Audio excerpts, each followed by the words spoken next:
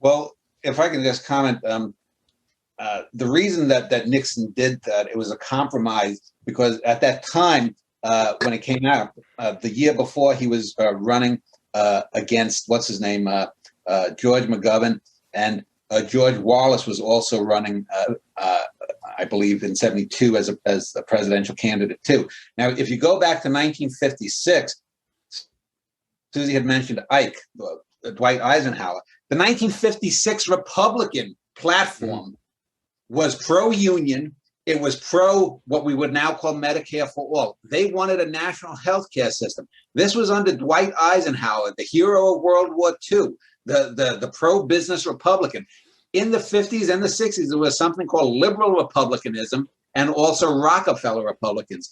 In 56 and 60, that was on the Republican platform. What happened was Goldwater, the Goldwater Revolution. When Goldwater won the nomination for the Republicans in '64 and got wiped out, conservatives were in a panic. So what they did was they decided to back away from the 30 years when they were basically sort of FDR light. It was agreed, but it was known by Republicans and Democrats at that time that there was something called the Commonweal. But when the right wing took over the Republican Party starting in '64 because they got annihilated, the worst election loss until Reagan beat Mondale 20 years after that. Well, what happened was that split.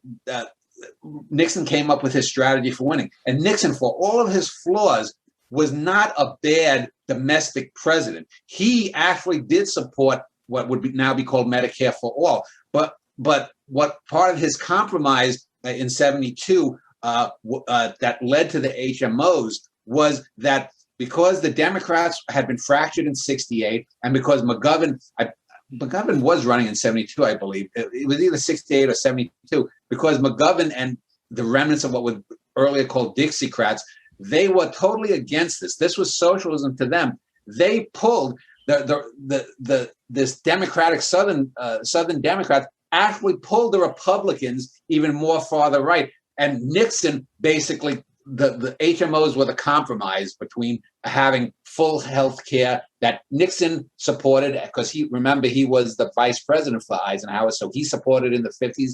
He supported as his own presidency. So it actually was the compromise. And it was a bad compromise, but it was better than nothing. Just like 40 years later, Obamacare, which I've been on 2 or 3 times, me and Jessica, was not great, but it was better than nothing.